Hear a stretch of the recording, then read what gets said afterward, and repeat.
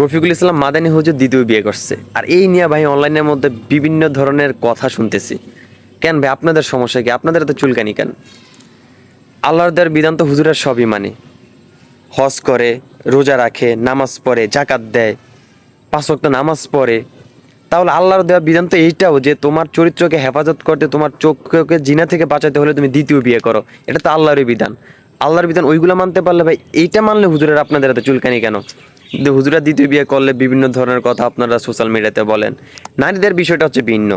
নারীরা নিজের স্বামীর ভাগ অন্য কাউকে দিতে চায় না, তাদের জেলাস ফিলটা হচ্ছে অন্যরকম। বাট পুরুষরা যেই মানে মত দেন, মত বিনিময় করেন, এইটা কিন্তু ভাই খারাপ জিনিস। যে বাজে বাজে ভাষায় কথা বলেন।